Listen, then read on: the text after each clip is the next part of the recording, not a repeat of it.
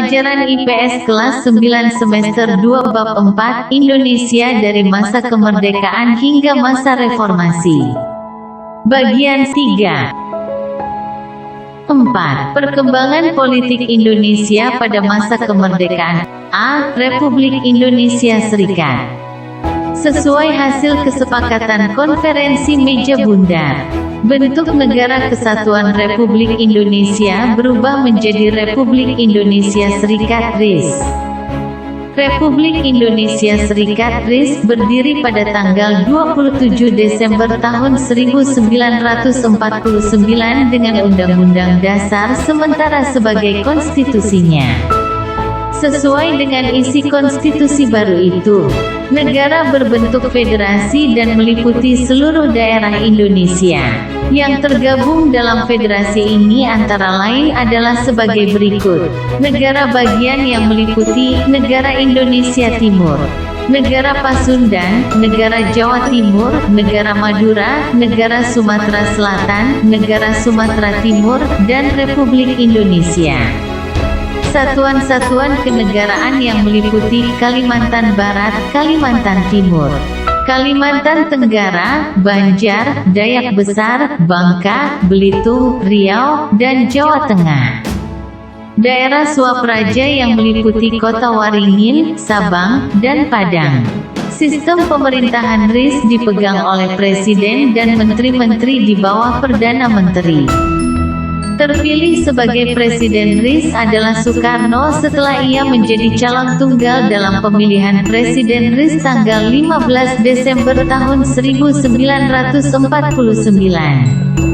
Sementara itu, Muhammad Hatta diangkat menjadi Perdana Menteri RIS pada tanggal 20 Desember tahun 1949. B. Kembali menjadi Negara Kesatuan Republik Indonesia.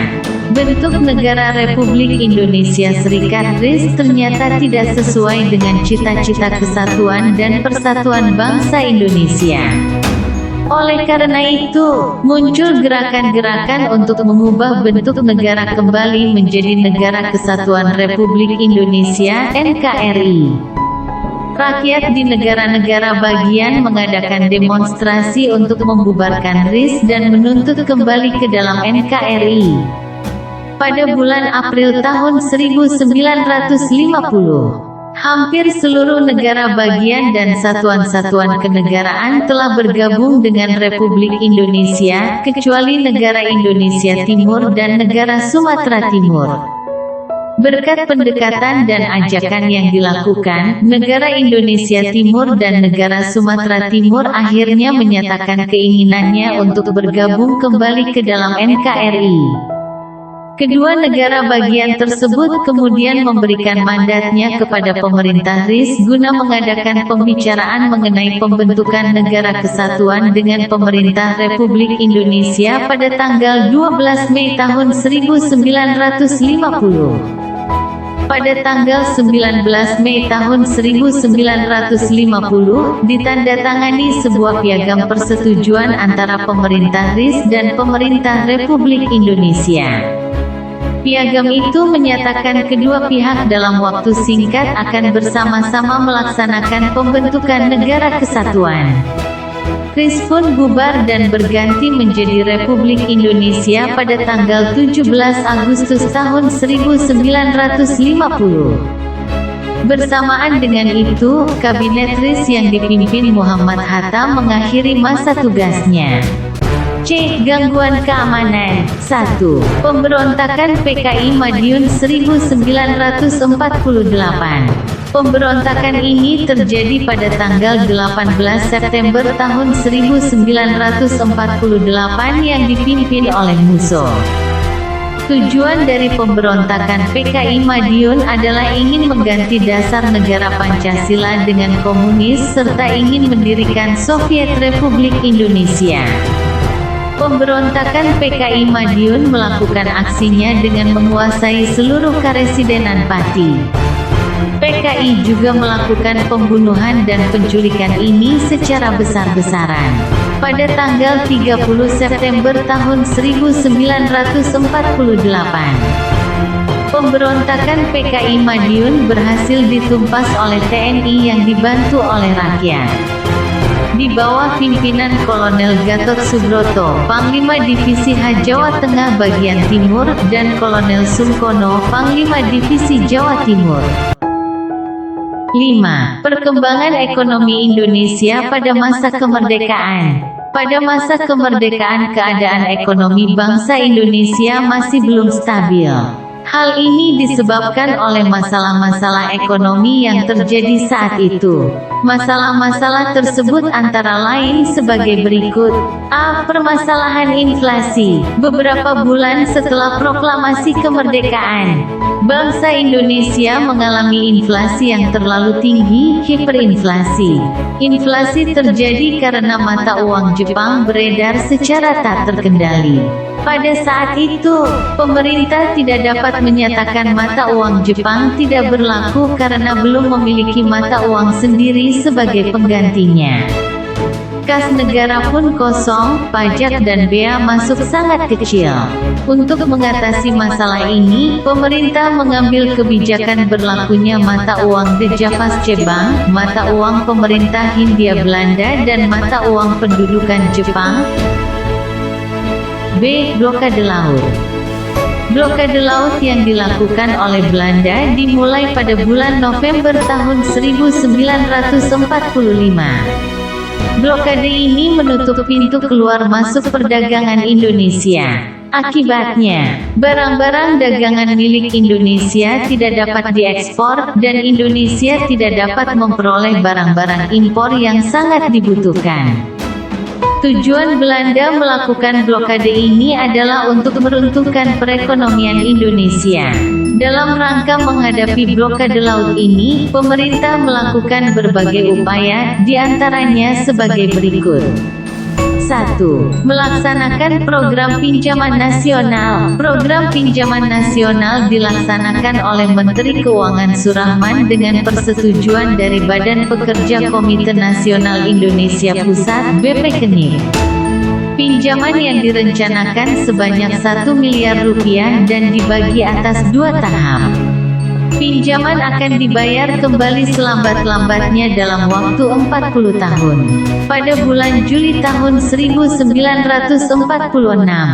seluruh penduduk Jawa dan Madura diharuskan menyetorkan sejumlah uang kepada Bank Tabungan Pos dan rumah-rumah pegadaian. Pelaksanaan pinjaman ini dinilai sukses. Kesuksesan merupakan bukti dukungan rakyat terhadap negara. Tanpa dukungan dan kesadaran rakyat yang tinggi, dapat dipastikan negara akan mengalami kebangkrutan. 2. Melakukan diplomasi ke India. Pada tahun 1946, Indonesia membantu pemerintah India yang tengah menghadapi bahaya kelaparan dengan mengirimkan beras seberat 500.000 ton. Sebagai imbalannya, pemerintah India menjanjikan akan mengirimkan bahan pakaian yang sangat dibutuhkan oleh rakyat Indonesia. Selain bersifat ekonomis, pengiriman bantuan ke India juga bersifat politis karena India merupakan negara Asia yang paling aktif mendukung perjuangan diplomatik dalam rangka solidaritas negara-negara Asia. 3. Mengadakan hubungan dagang langsung ke luar negeri. Usaha mengadakan hubungan dagang ke luar negeri itu dirintis oleh Banking and Trading Corporation (BTC), suatu badan perdagangan semi pemerintah. BTC berhasil mengadakan kontak dengan perusahaan swasta Amerika Serikat. Dalam transaksi pertama, pihak Amerika Serikat bersedia membeli barang-barang ekspor seperti gula, teh, dan karet. Usaha lain untuk mengadakan hubungan dagang langsung ke luar negeri juga dilakukan melalui Sumatera. Tujuan utamanya adalah Singapura dan Malaya. Usaha ini dilakukan dengan perahu layar dan kapal motor cepat. Pelaksanaan penembusan blokade dilakukan oleh Angkatan Laut Republik Indonesia dengan bantuan dari pemerintah daerah penghasil barang-barang ekspor. Melalui upaya ini, Indonesia berhasil menjual barang-barang ekspor dan memperoleh barang-barang impor yang dibutuhkan. 6. Kehidupan masyarakat Indonesia pada masa kemerdekaan. Kemerdekaan telah membawa perubahan yang sangat besar terhadap kehidupan masyarakat Indonesia. Perubahan-perubahan tersebut antara lain adalah sebagai berikut. A. Kehidupan sosial. Sebelum kemerdekaan, telah terjadi diskriminasi rasial dengan membagi-bagi kelas-kelas masyarakat. Saat itu, masyarakat Indonesia didominasi oleh warga Eropa dan Jepang. Sebagian besar warga pribumi hanyalah masyarakat rendahan yang menjadi pekerja bagi para bangsawan dan penguasa. Setelah Indonesia merdeka, segala bentuk diskriminasi rasial dihapuskan dan semua warga Indonesia dinyatakan memiliki hak dan kewajiban yang sama dalam segala bidang.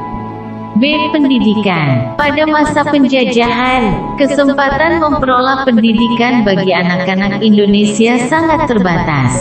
Dari sejumlah anak-anak usia sekolah, hanya sebagian kecil saja yang sempat menikmati sekolah. Akibatnya, sebagian besar penduduk Indonesia masih buta huruf. Oleh karena itu, segera setelah proklamasi kemerdekaan, pemerintah mengangkat Ki Hajar Dewantara sebagai Menteri Pendidikan, Pengajaran dan Kebudayaan (PP dan K). Ki Hajar Dewantara menjabat jabatan ini hanya selama 3 bulan. Kemudian, jabatan Menteri PP dan K dijabat oleh TSG Mulia yang hanya menjabat selama 5 bulan.